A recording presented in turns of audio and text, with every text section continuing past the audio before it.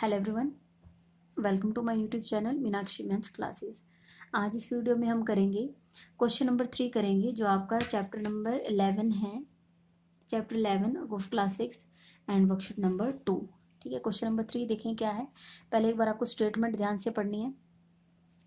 In the given figure, ये जो figure आपको यहाँ दिख रही है, इसमें से आपको क्या करना है, R angle P Q T. अब आपको पहले तो देखो, आपको इससे पहले जो आपने क्वेश्चन किया था उसमें आपको ऐसे लिखाते थे एंगल 1 2 3, ठीक है, इस टाइप से। लेकिन अब की बार आपका ये 3 लेटर की फॉर्मेशन में आपको दिया है एंगल पी क्यू टी। इसका मीनिंग आपका देखो, आपको पहले ही पढ़ने आने चाहिए।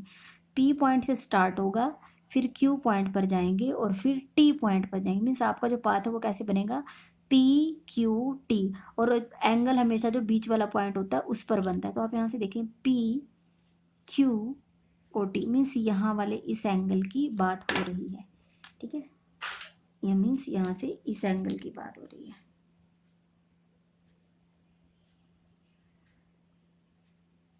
ठीक है, पी क्यू टी इस एंगल की बात हो रही है। नेक्स्ट है आर क्यू टी, ये है आर, ये है क्यू, ये है टी, मीन्स इस वाले एंगल की बात हो रही है।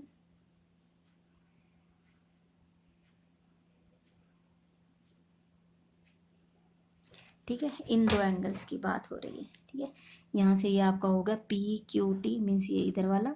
ठीक है, और यहाँ से R Q T means R Q T. ठीक है, अब आपसे पूछा गया है in the given figure are this two angle alternate interior angle. क्या ये अल्टरनेट इंटीरियर एंगल है? मैंने तो आपको एक बिल्कुल ईजी सा ये बताया था कि अल्टरनेट इंटीरियर का मैंने आपको बोला था कि जेड या एन बननी चाहिए। मैंने आपको ये थोड़ा सा बताया भी था। आप यहाँ देख लो, ये आपके जेड बनते हैं, जैसे 1 और 2। उल्टा जेड बनता है जैसे 3 और 4। मीन्स एक तो आपका क्या होना चाहिए, ये इस लाइन के एक तो ऊपर होना चाहिए और एक लाइन के नीचे। मीन्स ये आपके जो इंटीरियर में, मतलब यहाँ 1 1 2 3 4 4 एंगल बन रहे हैं। ठीक है, इनमें से देखो आपके जो ट्रांसवर्सल है, ठीक है, ये ट्रांसवर्सल, इसके एक तो आपके ऊपर वाले दो एंगल में से एक लेना है, एक नीचे वाले दो एंगल में से लेना है। बस एक कंडीशन ये है कि एक तो आपका ट्रांसवर्सल के राइट साइड हो और एक आपका ट्रांसवर्सल के लेफ्ट साइड हो। तो मीन्स 3 और 4 ये आपका क्या है, अल्टरनेट इंटीरियर एंगल। और इसी तरीके से 1 और 2 भी क्या है, अल्टरनेट इंटीरियर एंगल्स। ठीक है, लेकिन अब आप यहाँ देखोगे तो ये तो हमारे जेड तो नहीं बना रहे। ठीक है, यहाँ से तो देखो, एक तो ये एंगल है और एक ये वाला एंगल है। ऐसा तो नहीं है कि इधर चला गया हो।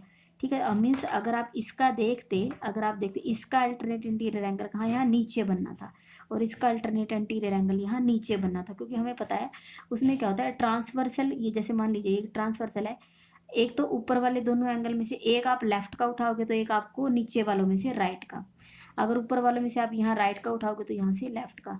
लेकिन आपका ये तो दोनों इकट्ठे हो गए। पहले उन्होंने पूछा in the given figure these alternate interior angle, तो हम लिखेंगे no, they are not alternate interior angle. ठीक है, पहला तो हम इसका आंसर देंगे नो।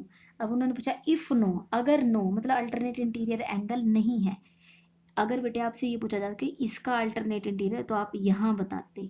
ठीक है, अगर ये एंगल यहाँ ना बन के यहाँ बना हुआ तो हम लिखते यस। ठीक है, एक यहाँ ट्रांसवर्सल के एक लेफ्ट में है तो एक यहाँ राइट में आना चाहिए था, या फिर अगर ये राइट में है तो यहाँ पर लेफ्ट में होता, तो हम अल्टरनेट इंटीरियर एंगल कहते। अब ये इसका तो आंसर आ गया नो। अब वो पूछ रहे हैं what is this pair of angles cold. तो आप ये जो दो एंगल आप इनको क्या कहोगे। ठीक है, अब मैं आपको यहाँ दिखाती हूँ। मैंने आपको बताया था कि ऐसे 2 एडजेसेंट एंगल्स, ठीक है, आपके क्या होने चाहिए, 2 एडजेसेंट एंगल्स होने चाहिए। ठीक है, आपको अलग पेपर में बता देती हूँ। ठीक है, आपके क्या होने चाहिए, 2 एडजेसेंट। एडजेसेंट मतलब ऐसे दो जुड़े हुए एंगल। ठीक है, एडजेसेंट देखो आपके कुछ इस टाइप से होते हैं। आपको मैंने बताया था कि ये उनका एक तो कॉमन वर्टेक्स होना चाहिए और एक कॉमन आर्म होनी चाहिए। ऊपर वाले एंगल के लिए भी ये वाली आर्म आती है, जब आप नीचे वाला एंगल देखते हो तो ये वाली आर्म इस एंगल के लिए भी आती है। तो ये तो होते हैं एडजेसेंट। ठीक है, एडजेसेंट की तो कंडीशन ये है। लेकिन अब यही एडजेसेंट एंगल मीन्स आपने एक तो एंगल ये बनाया।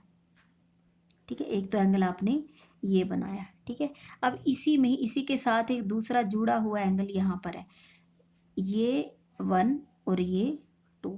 एंगल 1 का भी वर्टेक्स ओ है, एंगल 2 का भी वर्टेक्स ओ है, और कॉमन आर्म ये रही। ठीक है, और non common arm opposite side पे।